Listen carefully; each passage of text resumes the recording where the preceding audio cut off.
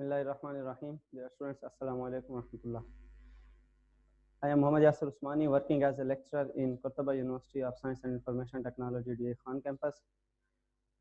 Today my topic of lecture is pi bonding and its types.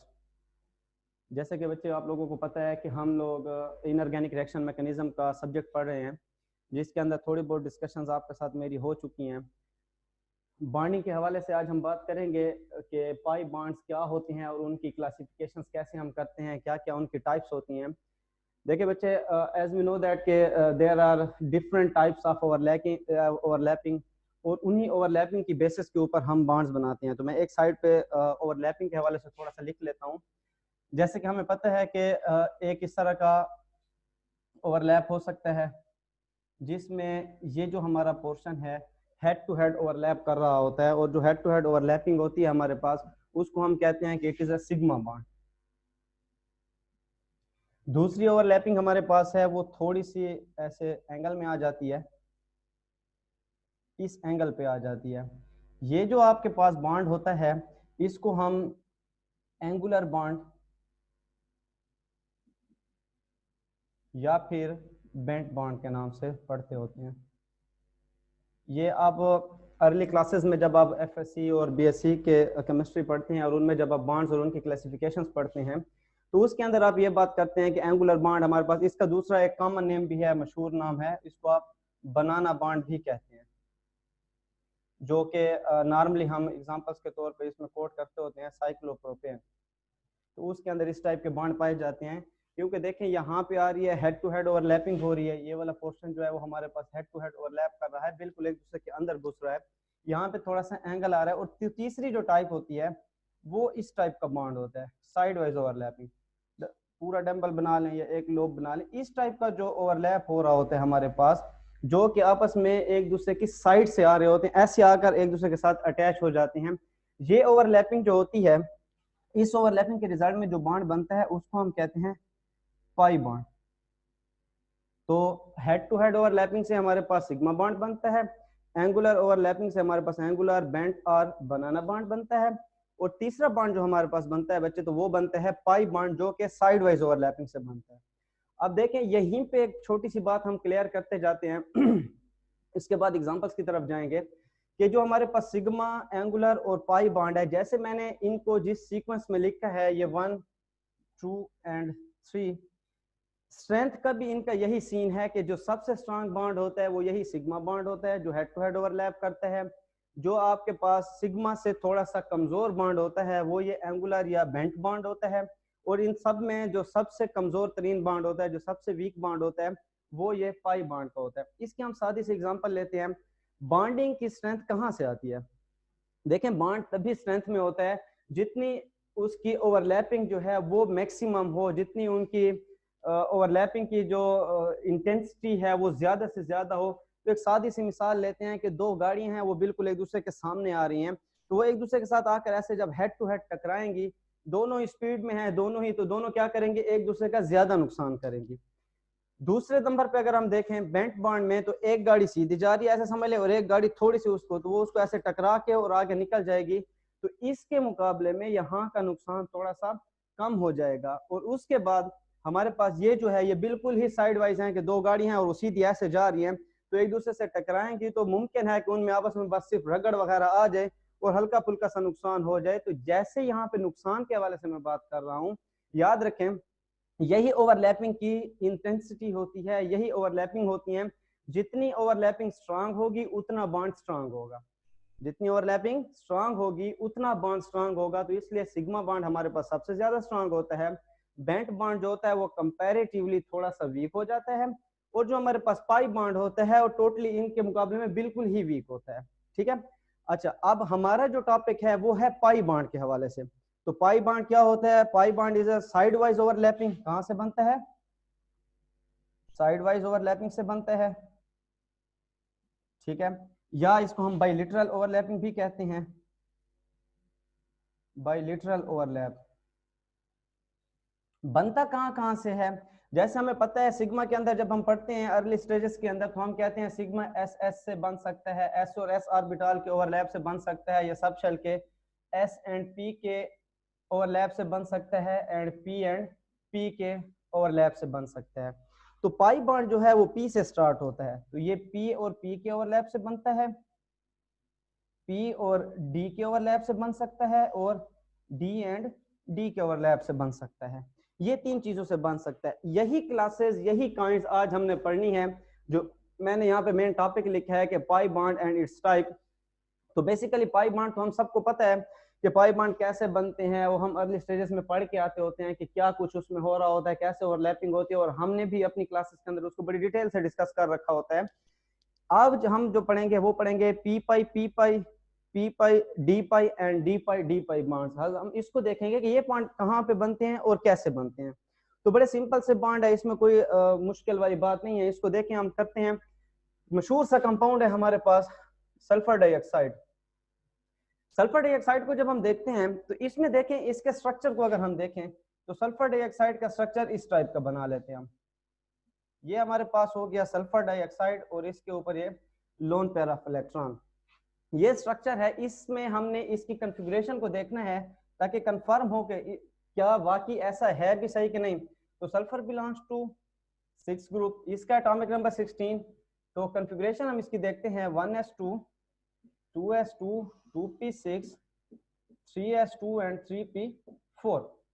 तो हमारा inner shell से तो कोई वास्ता ही नहीं होता, हमने सिर्फ बॉन्डिंग के लिए देखना होता है आउटर शेल को, वैलेंस शेल को। आउटर मोस्ट शेल जो हमारे पास है उसको मैं ड्रा कर लेता हूँ, 3s2 एंड 3p4।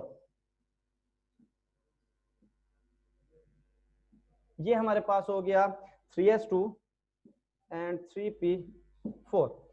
ओके, अब हमें पता है बॉन्ड बनाने के लिए जो रेस्पॉन्सिबल होते हैं वो सिंगल इलेक्ट्रॉन या अनपेयर्ड इलेक्ट्रॉन जो होते हैं, उन्हीं के जरिए बॉन्ड बन सकता है। अदरवाइज बॉन्ड बनना, मतलब वो लोन पेयर के सेंस में कोऑर्डिनेट बॉन्ड तो बन सकता है, कोवेलेंट बॉन्ड नहीं बन सकता। और ये जो टाइप्स हैं ये कोवेलेंट बॉन्ड की हैं। तो कोवेलेंट बॉन्ड के लिए यहाँ पे सिर्फ 2 इलेक्ट्रॉन की अवेलेबिलिटी है। और अगर हम यहाँ पे गिनते हैं तो देखिए हमारे पास एक सिग्मा, एक पाई और एक सिग्मा, तो 4 बॉन्ड हमारे पास कोवेलेंट बने हुए हैं। तो देखिए हमें पता है कि तीसरे शेल के अंदर डी भी तो पड़ा होता है, क्योंकि वो 0 स्टेट में पड़ा हुआ है तो उसके ऊपर कोई हम उसको शो नहीं करते। अब यहाँ पे हमें क्या चाहिए, हमें इसकी एक्साइटेशन करवानी है। हम इसको एक्साइटेड स्टेट में लेके जाना चाहते हैं ताकि हमारा ये जो डी है इसमें कुछ इलेक्ट्रॉन आ जाए और ये हमारा जो बॉन्ड बना पड़ा है इसको जरा हम समझ लें। देखें, बात दोबारा से सुने, मैं ये नहीं कह रहा कि हम इसको बनाने जा रहे, ये बना पड़ा है, इसी के मुताबिक मैं कॉन्फ़िगरेशन कर रहा हूँ। जिस कॉन्फ़िगरेशन की बेस पे ये बना है उस कॉन्फ़िगरेशन को जरा हम सामने लाने की कोशिश कर रहे हैं। ओके, देखिए यहाँ पे हम डी को मैं ड्रा कर लेता हूं, डी। उसके बाद as we know that it is a ground state, तो मैं इसकी फर्स्ट एक्साइटेड स्टेट लिख लेता हूं। फर्स्ट एक्साइटेड स्टेट, पहले इलेक्ट्रॉन को मैं एक्साइटेड करवाने जा रहा हूं। तो क्या हो जाएगा, 3s2 वैसे का वैसा रह जाएगा। ये p में यहाँ पे ड्रा कर लेता हूं और यहाँ पे ये d आ गया, ठीक हो गया। अब यहाँ पे 1 2 3 और इसका जो चौथा इलेक्ट्रॉन है वो मैंने यहाँ पे ले आया हूं, डी के अंदर आ गया वो। ओके, यहाँ पे एक बात क्लियर करता जाऊं, ऐसा क्यों नहीं किया कि ये भी तो हमारे पास लोन पेयर की फॉर्म में पड़ा हुआ था, ये भी हमारे पास लोन पेयर की फॉर्म में पड़ा हुआ था। ऐसा क्यों नहीं किया मैंने कि पी वाले इलेक्ट्रॉन के बजाय एस वाले इलेक्ट्रॉन को वहां पे लेके जाता।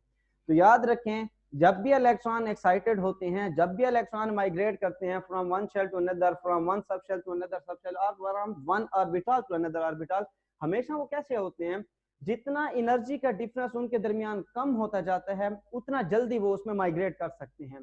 तो पी और डी के अंदर एनर्जी का डिफरेंस कम है as compare to S. S की एनर्जी का डिफरेंस उसके साथ थोड़ा ज्यादा हो जाता है, ये इससे हायर स्टेट में, ये उससे हायर स्टेट में। तो यहाँ पे डी सबसे ज्यादा हायर स्टेट में है, ये दरमियान में पड़ा हुआ है, तो इस वाला इलेक्ट्रॉन यहाँ पे जाना थोड़ा सा आसान हो जाता है। तो फिर क्या होता है कि इसका इलेक्ट्रॉन यहाँ पे आ जाता है। ओके, अच्छा, इसके अंदर अब देखें, हम अब देख सकते हैं कि हमारे पास बॉन्ड्स की जो पॉसिबिलिटीज हैं वो ज्यादा हो गई हैं। 1 2 3 4 टाइप्स ऑफ बॉन्ड यहाँ पे आ गए हैं। ओके हो गया, चले भाई। अच्छा, अब जब ये 4 बॉन्ड की पॉसिबिलिटी यहाँ पे बन गई, 4 अनपेयर्ड इलेक्ट्रॉन हमारे पास आ गए जो कि ये बॉन्ड बनाने वाले हैं, उसका अब सिग्मा बनेगा, पाई बनेगा, कब बनेगा, कैसे बनेगा और कौन से वाले बनाएंगे, उसको जरा मैं ड्रा करता हूँ। तो मैं आपको क्लासेस में भी कहता रहता हूं कि केमिस्ट्री के अंदर जो आपके 90% इश्यूज हैं वो with the help of electronic configuration आपने हल करने होते हैं। तो हमने सल्फर की इलेक्ट्रॉनिक कॉन्फ़िगरेशन तो कर ली, इसके बाद हम कॉन्फ़िगरेशन करेंगे ऑक्सीजन की। देखिए oxygen belongs to 6 group and its atomic number is 8। तो इसकी configuration 1s2 2s2 and 2p4, 8 electron पूरे हो गए। अब मैं इसको ड्रा कर लेता हूं। ये तो हमारा है इनर शेल, इसको तो कुछ कहना नहीं है। वैलेंस के साथ हम बात करेंगे 2s2 एंड 2p4, ये हो गया। अब यहाँ पे देखें एक ऑक्सीजन ने कितने बॉन्ड बना रखे हैं, 2 सिग्मा एंड पाई, यानी कि 2 कोवेलेंट बॉन्ड बना रखे हैं। Simply we can say that. तो 2 कोवेलेंट बॉन्ड बना रखे हैं, 2 की पॉसिबिलिटी है, ओके हो गया। हमें इसकी एक्साइटेशंस के अंदर जाने की जरूरत नहीं है। ये एक ऑक्सीजन के लिए भी सेम होगा, दूसरे ऑक्सीजन के लिए भी सेम होगा। ये हो गया 2s2 एंड 2p4, ये हो गया। चले भाई, अब इन्होंने करनी है ओवरलैपिंग। ओवरलैपिंग करेंगे, स्ट्रक्चर्स की फॉर्म में आते हैं, पहले इधर इनकी ओवरलैपिंग कराते हैं। अब ये ओवरलैपिंग करेंगे, तो ये ओवरलैपिंग कैसे करेंगे, हेड टू हेड आ रहे हैं या साइड वाइज आ रहे हैं, हमें अभी फिलहाल लेट सपोज समझ नहीं आ रही। वैसे हमें समझ आती है, लेकिन लेट सपोज हमें समझ नहीं आ रही। हम इनके इलेक्ट्रॉन को लेकर जाते हैं। तो एक बात याद रखें, 2 एटम्स के दरमियान जो होता है, 2 एटम्स के दरमियान 1 सिग्मा बॉन्ड पॉसिबल है, एक से ज्यादा नहीं हो सकता। 1 सिग्मा एंड रिमेनिंग जितने भी उनके दरमियान अगर बनेंगे वो सारे कौन से बॉन्ड बनेंगे भाई, वो पाई बॉन्ड बनेंगे। ओके, 2 एटम्स हैं, उन्होंने आपस में बॉन्ड बना रखे हैं, तो उनके दरमियान इलेक्ट्रॉन की जो शेयरिंग हो रही है, उनके दरमियान इलेक्ट्रॉन का जो चक्कर चल रहा है, वो किस सेंस में चल रहा है, उनमें सिर्फ एक सिग्मा है। 2 चीजों को जोड़ने के लिए एक बॉन्ड काफी होता है और वो सिग्मा होता है। तो सिग्मा एक है, वो कर लेगा, उसके साथ बात खत्म हो गई। उसके बाद रिमेनिंग जितने भी बॉन्ड्स बनेंगे वो सारे के सारे कौन से आएंगे, पाई बॉन्ड आएंगे। वो 2 बनते हैं या 3 बनते हैं टोटल, मतलब उनमें फिर एक सिग्मा हो जाएगा, एक पाई। 2 बनते हैं, अगर 3 बनते हैं तो एक सिग्मा और 2 पाई हो जाएंगे। अब हम जरा देखते हैं, देखें बच्चे, यहां से इस ऑक्सीजन का एक इलेक्ट्रॉन निकला, इस सल्फर की इस इलेक्ट्रॉन के साथ आकर उसने बॉन्ड बना लिया। ये कौन सा बॉन्ड बन गया, पहला बॉन्ड बन गया, तो सिग्मा बॉन्ड। ओके, दूसरे ऑक्सीजन का ये इलेक्ट्रॉन निकला, इसने आकर यहां पर आकर क्या बना लिया, बॉन्ड बना लिया। फिर कौन सा बॉन्ड बन गया, ये एक ऑक्सीजन है, ये दूसरा, इन दोनों के दरमियान एक बॉन्ड। मैंने क्या कहा, 2 एटम्स के दरमियान पहला बॉन्ड जो होता है वो सिग्मा होता है। तो इनके दरमियान जो बॉन्ड बनना है वो बॉन्ड कौन सा बन गया, सिग्मा बन गया। दूसरा यहां से गया, यहां पर जाकर उसने भी क्या कर दिया, सिग्मा बॉन्ड बना लिया। ओके हो गया। अब क्योंकि हम पाई पढ़ रहे हैं तो हमें सिग्मा लिखने की जरूरत नहीं है, अदरवाइज हम लिख सकते हैं कि ये सिग्मा किस किस के दरमियान आ रहा है, वो सिग्मा किस किस के दरमियान है। तो देख लें, ये हमारे पास क्या है, एस है और ये पी है, ये एस है और ये पी है, और ये सारा पी एस और वो डी। तो हम कह सकते हैं कि sigma bond between sulphur and oxygen held due to the overlapping of electron between, इधर से भी पी इधर से भी पी आ जाएगा, लेकिन हमारा काम पाई से, जरा पाई की तरफ जाते हैं। देखें, ये इसका इलेक्ट्रॉन वेकेंट पड़ा हुआ है जो कि कोवेलेंट बॉन्ड की तरफ जाएगा, जो कि बॉन्ड बनाएगा। और मैंने कहा क्या कहा, 2 एटम्स के दरमियान 1 तो सिग्मा हो गया, नेक्स्ट वन जो आने वाला है वो कौन सा आने वाला है, वो पाई बॉन्ड आने वाला है। उसको देखते हैं जरा। ये अपने इलेक्ट्रॉन को लेकर जाएगा इस सल्फर के पास। इस सल्फर के पास जब जाएगा, सल्फर का जो हेड टू हेड ओवरलैप है, उसका सर टूटा पड़ा है, उसका सर किसी के साथ टकरा चुका और वो टूट चुका। सर का उसके साथ मामला नहीं है, तो ये उसके साथ जाकर हाथ मिलाने की कोशिश करेगा। तो ये क्या करेगा, उसके साथ, उसके इस इलेक्ट्रॉन के साथ आकर ओवरलैपिंग कराएगा। तो देखें, यहाँ पे इलेक्ट्रॉन आया, इसने आकर इसके साथ ओवरलैपिंग की, और 1 सिग्मा के अलावा जितने होते हैं वो पाई होते हैं। तो ये इसके दरमियान दूसरा बॉन्ड है ना, ये इसके दरमियान सेकंड बॉन्ड बन रहा है between this oxygen and sulphur. तो ये आपके पास क्या हो गया, एक पाई बॉन्ड हो गया। और ये किस किस का बना, लेट्स सपोज ये वाला ऑक्सीजन और ये सल्फर, ठीक है, ये पी है और ये भी पी है। तो इट्स मीन दैट मैं लिख सकता हूं this bond is p pi p pi, एक बॉन्ड ये हो गया।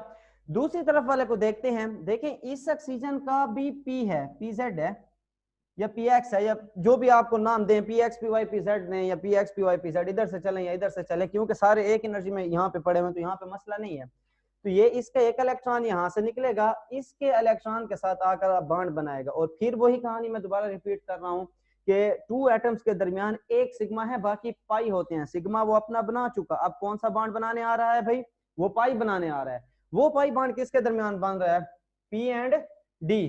तो हम इसको लिख लेंगे P pi D pi bond.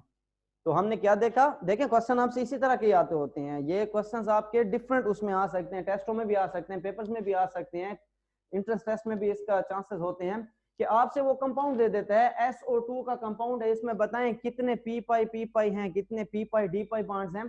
तो आपने सिंपल कन्फिग्रेशन करनी है, कन्फिग्रेशन में आपने उनके ओवरलैपिंग करा के इलेक्ट्रॉन को पेयर्ड कर देना है। जैसे इलेक्ट्रॉन पेयर्ड होते जाएंगे आप देखते जाएं, पहला इलेक्ट्रॉन पहले दो एटम्स के दरमियान जो पहला इलेक्ट्रॉन पेयर हो रहा है वो सिर्फ सिग्मा बॉन्ड बना रहा है। सेकंड इलेक्ट्रॉन अगर उन्हीं का है, उधर से भी वही एटम है, उधर से भी वही एटम, दोनों तरफ सेम एटम है, उनके इलेक्ट्रॉन अगर आपस में पेयर हो रहे हैं तो याद रखो बच्चे वो पाई बॉन्ड होगा, वो सिग्मा नहीं हो सकता, क्योंकि दो एटम्स के दरमियान सिर्फ एक सिग्मा पॉसिबल है। ओके हो गया। अब ये देखें इस सल्फर डाइऑक्साइड के अंदर एक P pi D pi bond है हमारे पास और एक पी पाई बॉन्ड हमारे पास है। पाई बॉन्ड्स क्या होते हैं? साइड वाइज ओवरलैपिंग होते हैं। तो इट्स मीन दैट कि ये वाले जो बॉन्ड बने होंगे, ये वाले बॉन्ड कैसे बने होंगे? अगर हम देखते हैं, देखिए हमारे पास ये पी है, ये भी पी है, तो पी पाई ऐसे बनेगा। ठीक हो गया। अब मतलब इतना कोई मैं जूनियर लेवल पे आपको नहीं पढ़ा रहा कि मैं यहाँ पे अब दोबारा से वो हाइब्रिडाइजेशन वाली कहानी लेकर आऊं और वैलेंस बॉन्ड थ्योरी वाले सारे मामला लेकर आऊं, ऑर्बिटल बनाऊं। ऑर्बिटल्स की मैं आपको डिटेल से पढ़ा चुका हूँ, सारे उनके शेप भी बता चुका हूँ मैं आपको, Werner theory, valence bond theory, VSEPR, सारी डिटेल से पढ़ा चुका हूँ। उस डेप्थ में मैं नहीं जा रहा, सिर्फ बता रहा हूँ कि पी पाई ने ऐसे ओवरलैपिंग कर रखी होगी और पी पाई डी पाई कैसे होगा?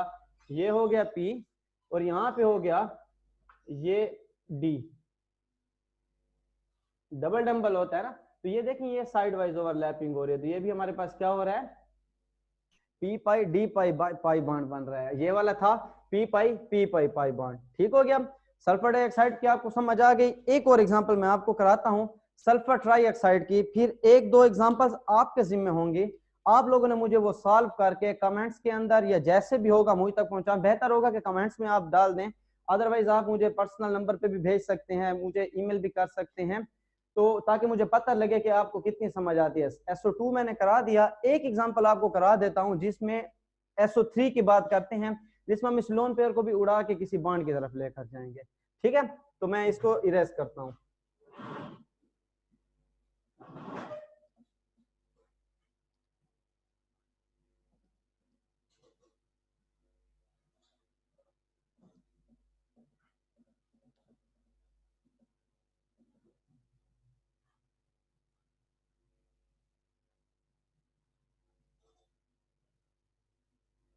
ओके, SO3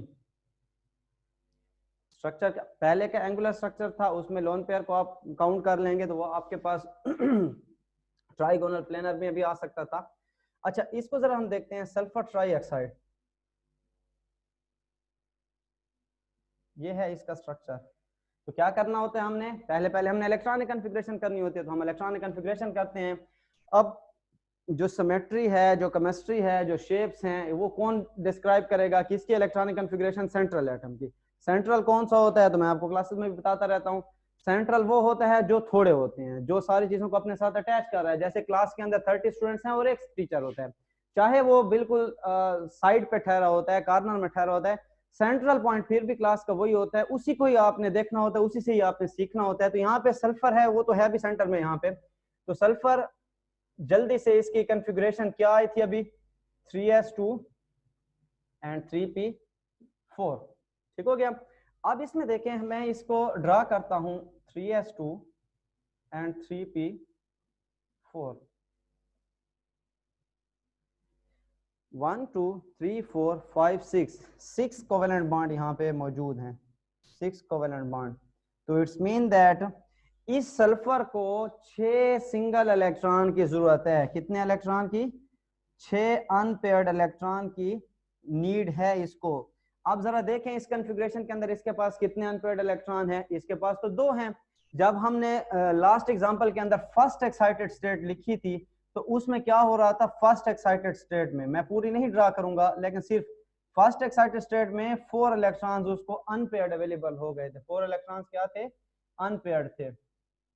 अब जरा हमने इसको 6 की तरफ लेके जाना है, तो 6 के लिए क्या जरूरी है कि फिर हमारा ये वाला भी एक्साइटेशन की तरफ जाएगा, तो इट्स मीन दैट हम उसमें सेकंड एक्साइटेड स्टेट लेकर आएंगे। सेकंड एक्साइटेड स्टेट जब हम लाते हैं तो देखें कैसे आएगी वो 3s2 3p4 और 3d0, ये इलेक्ट्रॉन वहां पे माइग्रेट करेंगे, एक्साइटेड होकर एनर्जी लेकर उधर चले जाएंगे, तो हमारे पास आ जाएगा 3s1 और यहाँ पे डी में भी 2 इलेक्ट्रॉन आ जाएंगे। ठीक हो गया? क्यों? एक इलेक्ट्रॉन ये p वाला माइग्रेट कर गया, एक इलेक्ट्रॉन s वाला माइग्रेट कर गया, तो ये 2 यहाँ पे आ गए। ये आपके पास लेट सपोज आ गया dxy और dyz के अंदर, या dx² y² and dz², 2 sets होते हैं d के अंदर, हमें पता है। एक हमारे पास एक्सियल होते हैं, एक हमारे पास नॉन एक्सियल होते हैं, dxy yz एंड zx। ये कहाँ पे मौजूद होते हैं मैं आपको बता चुका, बिटवीन, वरना थ्योरी के अंदर मैंने डिटेल से आपको ये चीजें पढ़ाई थी। ये बिटवीन द एक्सेस होती हैं, जो x² y² जो होते हैं वो एट द एक्सेस हुआ करते हैं। तो आप वो वाले लें या ये वाले लें, क्योंकि यहाँ पे हम लो स्पिन या हाई स्पिन कॉम्प्लेक्सेस की बात नहीं कर रहे, हम जस्ट कॉन्फ़िगरेशन करा के उनके कोवेलेंट बॉन्ड की तरफ जाना चाह रहे हैं। तो उसके लिए जरूरी है कि आप क्या करेंगे, बस आपके पास इलेक्ट्रॉन्स अरेंज हो जाएं, आप एक्स वाई लिखते हैं या जो भी करें आपके जैसे दिल करे। ये एस हो गया, P X, P Y and P Z, और ये डी में आ गए। अब देखें 3 ऑक्सीजन है। ऑक्सीजन में कैसे हमने लिखा था, ऑक्सीजन का क्या कॉन्फ़िगरेशन थी, 2s2 एंड 2p4, पूरी नहीं लिख रहा, डायरेक्ट लिख रहा हूँ, 2s2 एंड 2p4। एक ऑक्सीजन की, दूसरे ऑक्सीजन का भी यही कहानी थी। अगर s न भी लिखें तो परवाह नहीं है, क्योंकि ऑक्सीजन के लोन पेयर यहाँ पे इफेक्ट नहीं करने वाले, ऑक्सीजन सेंट्रल एलिमेंट नहीं है, और यहाँ पे कोई कोऑर्डिनेट कोवेलेंट बॉन्ड भी नहीं है कि ऑक्सीजन के लोन पेयर को दिखाएं कि कहीं उसकी डोनेशन ना हो रही हो, ऐसा मामला यहाँ पे नहीं होने वाला। सिर्फ आप पी भी ड्रा करें तो आपका काम चल जाएगा। ठीक है, ये तीसरा ऑक्सीजन आ गया हमारे पास। ओके, अब देखें, अब हम इनकी पेयरिंग करवाना स्टार्ट करते हैं, जिसमें हम देखेंगे कि हमारे पास कौन कौन सा बॉन्ड है, 1 sigma, 2 sigma, 3 sigma, 1 pi, 2 pi and 3 पाई। 3 पाई है और 3 सिग्मा है। हम देखते हैं कि कौन सा ऑक्सीजन जो है उसके साथ कौन सी बॉन्डिंग में आ रहा है। तो यहां से पहला इलेक्ट्रॉन निकलेगा, किसके पास जाएगा, पहला इलेक्ट्रॉन निकल के इसकी तरफ आएगा, 1 सिग्मा बन गया, ठीक है, पहले वाले का। दूसरे का इलेक्ट्रॉन यहां से आएगा, ये इसके साथ आकर बॉन्ड बनाएगा, दूसरा सिग्मा बन गया। तीसरे का आएगा यहाँ से इलेक्ट्रॉन पी वाला, और यहाँ पे आकर पी वाले के साथ बॉन्ड बनाएगा, और ये तीसरा सिग्मा। तो यहाँ पे सिग्मा कहाँ कहाँ पे बना, एस एंड पी में, पी एंड पी में और पी एंड पी में। तो मैंने यहाँ पे लिख रखा है पहले से कि सिग्मा कहाँ कहाँ बनता होता है, एस एस में बन सकता है, एस एंड पी में बन सकता है, पी एंड पी में बन सकता है। तो ये 3 मैंने बता दिए थे आपको पहले से, वो वही बन गए हैं। अब हम जाते हैं पाई की तरफ।